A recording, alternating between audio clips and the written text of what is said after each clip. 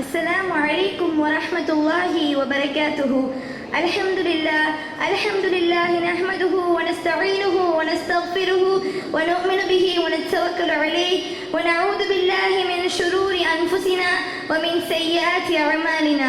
من يهده الله فلا مضل له ومن يضلله فلا هادي له، وأشهد أن لا إله إلا الله وحده لا شريك له، وأشهد أن محمدا عبده ورسوله. أما بعد، فقد قال الله تعالى في القرآن العظيم وفي الفرقان المجيد: فأعوذ بالله من الشيطان الرجيم. بسم الله الرحمن الرحيم. فضربنا على آذانهم في الكهف سنين عددا. قال الله صلى الله عليه وسلم: بال الشيطان في أذنه. கண்ணியமானவர்களே, ஃபதபாரக்கல்லாஹு அஹ்ஸனுல் காலிகீன். அல்லாஹ் ஒரு அழகிய படைப்பாளன். அந்த அழகிய படைப்பாளனான அல்லாஹ் மனிதர்களையே தனது அழகிய படைப்புகளாக படைத்திருக்கின்றான். லகத் ஹலக்னல் இன்சான ஃபீ அஹ்ஸனி தக்வீம். திட்டமாக நாம் மனிதர்களை அழகான அமைப்பில் படைத்தோம். உடலில் உள்ள ஒவ்வொரு உறுப்புகளும் எவ்வளவு அற்புதமானதாக படைக்கப்பட்டுள்ளது என்பதை நம்மை சிந்தித்து பார்க்க சொல்கின்றான். வஃபீ அன்ஃபுஸிகும் அஃபலா துப்ஸிரூன். உங்களுக்குள்ளே இருக்கும் பல அத்தாட்சிகளை பற்றி நீங்கள் சிந்தித்து பார்க்க மாட்டீர்களா என்று அல்லாஹ் நம்மை பார்த்து கேட்கின்றான். உடலில் உள்ள ஒவ்வொரு உறுப்புகளும் முக்கியமானதுதான். அதிலும் ஒரு 3 அடி முக்கியமானது என்பதால் அதனை பற்றி அல்லாஹ் அதிகமான இடங்களில் பேசுகின்றான். அவை وَجَعَلَ لَكُمُ السَّمْعَ وَالْأَبْصَارَ وَالْأَفْئِدَةَ. உங்களுடைய காதுகள், கண்கள் மற்றும் உங்களுடைய இதயம். இந்த 3 உறுப்புகளிலும் அல்லாஹ் காதை பற்றி மட்டுமே அதிகமாக பேசுகின்றான். காதை பற்றி மட்டுமே அல்லாஹ் குர்ஆனில் 185 இடங்களில் பேசுகின்றான் என்றால் அந்த காது நமக்கு அல்லாஹ் கொடுத்த எவ்வளவு முக்கியமான அருட்கொடை என்பதை நாம் புரிந்து கொள்ள வேண்டும். கருவறை முதல் நாளை மஹ்ஷர் பெருவெளி வரை எல்லா இடங்களிலும் முதன்மைப்படுத்தப்படும் ஒரே உறுப்பு காதுதான். அல்லாஹ் குர்ஆனில் கூறுகின்றான்: وَجَعَلَ لَكُمُ السَّمْعَ وَالْأَبْصَارَ وَالْأَفْئِدَةَ لَعَلَّكُمْ تَشْكُرُونَ. இந்த வசனத்திற்கு பின்வருமாறு விளக்கம் எழுதுகிறார்கள்: إِنَّ حَاسَةَ السَّمْعِ تَنْمُو فِي بَطْنِ أُمِّهِ في الأسبوع السادس والعشرين. ஒரு குழந்தை தன் தாயின் கருவறையில் இருக்கும் 26வது வாரங்களில் இருந்தே கேட்க ஆரம்பிக்கின்றது. وَقَدْ شَتَّ بِالْأَبْحاثِ الْعِلْمِيَّةِ أَنَّ الطفل يسمع صوت أمه وأبيه تكرارا ولذلك عند مولده يتعرف بسهولة. எனவே அந்த குழந்தை தன் தாயின் கருவறையில் இருக்கும் பொழுதே தன் தாய் தந்தையின் சப்தங்களை கேட்டுக்கொண்டேதான் வளர்கின்றது. அதனால்தான் அந்த குழந்தை பிறந்தவுடன் தன் தாய் தந்தையின் சப்தங்களை எளிதாக அறிந்து கொள்கிறது. யூலது திஃப்லு பிஹாஸத்தி ஸம்இ காமிலா. எனவே ஒவ்வொரு குழந்தைகளும் முழுமையான செவிப்புலன்களுடன் தான் பிறக்கின்றது. ஆக ஒரு மனிதன் பிறந்தவுடன் முதலில் இயங்கும் ஒரே உறுப்பு காதுதான். அதே போல ஒரு மனிதன் மரணித்தவுடனும் முதலில் இயங்கும் உறுப்பு காதுதான். இன்னல் அபத இதா உதிஅ ஃபீ கபரிஹி வதவல்லா அன்ஹு ஃபஅஸ்ஹாபுஹு ஃபஇன்னஹு லா யஸ்மஉ கரானி ஆலிஹிம். அதாவது ஒரு மனிதன் மரணித்தவுடன் அவனை தன் கபரில் அடக்கம் செய்யப்பட்டு விட்டால், அவனது தோழர்கள் திரும்பிவிட்டால் அவர்களது செருப்படி சப்தத்தை அந்த மையத்து கேட்கும்.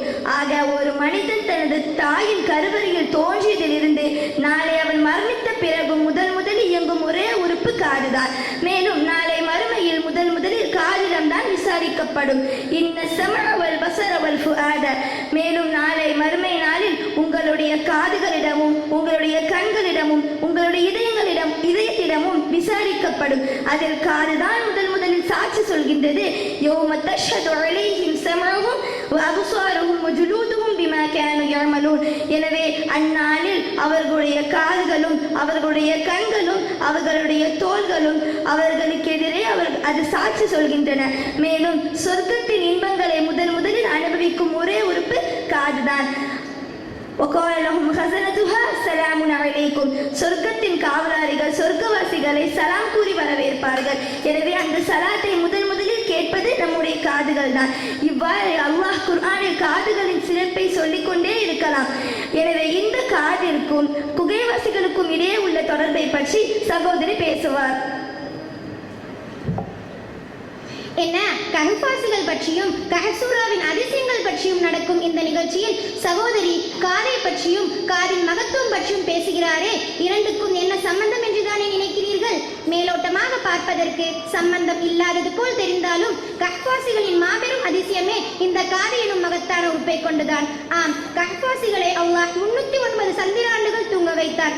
2 நாட்கள் ஒருவரால் தொடர்ந்து தூங்க முடியாது என்னும் போது 10 நாட்கள் அல்ல, பல 100 நாட்கள் அல்ல, பல 100 வருடங்கள் தூங்கினார்கள் என்றால் எப்படி அத்தனை வருடங்கள் தூங்கினார்கள்? அதிசயமாகவும் ஆச்சரியமாகவும் இருக்கிறதா? ஆம், அல்லாஹ்வே இதற்கு காரணத்தையும் கூறுகிறான். குகையில் அவர்கள் பல வருடங்கள் தூங்குவதற்காக அவர்களின் காதுகளில் நாம் திரையை ஏற்படுத்தினோம். இந்த வசனத்தின் விளக்கத்தில் செவிப்புடன் செயலிழந்து விட்டால் ஒருவர் பல வருடங்கள் தூங்க முடியும் என்று எழுதுகிறார்கள். அதனால்தான் நபி ஸல்லல்லாஹு அலைஹி வஸல்லம் அவர்களும் கூட யார் சுபு தொழாமல் தூங்கிறாரோ அவரின் காதில் ஷைத்தான் சிறுநீர் கழிக்கிறான் என்று கூறுகிறார்கள். ஏன் கண்ணையோ மற்ற உறுப்பையோ கூறாமல் காதை மட்டும் குறிப்பிட்டு கூறுகிறார்கள் என்றால் காதுதான் தூக்கத்திலிருந்து விழிப்பதற்கான முதல் கருவி என்பதால் காதை குறிப்பிட்டு கூறுகிறார்கள். நாம் என்ன நினைக்கிறோம்? தூக்கத்திற்கும் கண்ணிற்கும் தான் சம்பந்தம். ஒருவர் கண்ணை மூடி இருந்தால் அவர் தூங்குகிறார் என்று நினைக்கிறோம். ஆனால் உண்மையில் தூக்கத்திற்கும் காதிற்கும் தான் சம்பந்தமே தவிர தூக்கத்திற்கும் கண்ணுக்கும் அல்ல. கஹ்ஃபாசிகள் 309 ஆண்டுகள் தூங்கினாலும் அவர்களின் கண்கள் திறந்துதான் இருந்தன. நீங்கள் அவர்களை பார்த்தால் அவர்கள் விழித்திருப்பதாகவே நீங்கள் நினைப்பீர்கள் என்று அல்லாஹ் கூறுகிறான். காதை அடைத்து விட்டால் ஒருவர் பல வருடங்கள் தூங்க முடியும் எனில் ஏன் இயற்கையிலேயே காது கேளாதவர்களால் அத்தனை வருடங்கள் தூங்க முடிவதில்லை? அதற்கு பல காரணங்கள் உள்ளன. முதலில் நம்முடைய உடலில் இன்டர்னல் பாடி கிளாக் இருக்கும். அது நம்முடைய ஸ்லீப்பிங் சைக்கிளை ரெகுலேட் பண்ணிட்டே இருக்கும். அதனால் செவிடர்கள் விழிக்கலாம். இரண்டாவது, சப்தத்தின் மூலமாக சிலர் விழிப்பதை போல வெளிச்சத்தின் மூலமாகவும் விழிக்கலாம். அதனால் செவிடர்கள் இரவில் தூங்கினாலும் காலை வெளிச்சம் வந்தவுடன் விழித்து விடலாம். மூன்றாவது, பசி ஏற்படுவதாலோ அல்லது சுய தேவைகளை நிறைவேற்ற வேண்டிய தேவை ஏற்படுவதாலோ அவர்கள் விழிக்கலாம். நான்காவது, ஏர் கண்டக்ஷன் தான் செவிடர்களுக்கு தடைபடுமே தவிர பாடி கண்டக்ஷன் மூலமாக, அதாவது வைப்ரேஷன் மூலமாக கூட அவர்கள் விழிக்கலாம். ஆகவே தான் அவர்களின் காதுகளில் திரையை ஏற்படுத்துவதன் மூலம் அவர்களை பல ஆண்டுகள் அல்லாஹ் தூங்க வைத்தான்.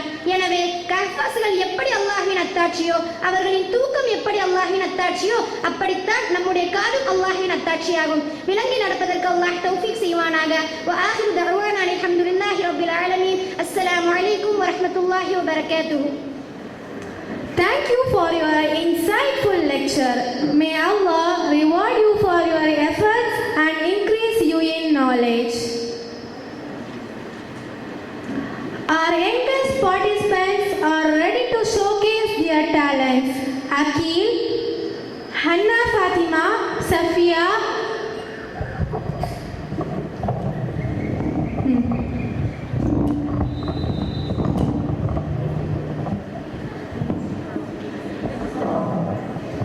Akil, Hanna Fatima, Safia, Haris Habibullah, Harun Ahmed, Suhaib, Sarah, Al-Sana, Hammad and Abdullah will delight us with their performance.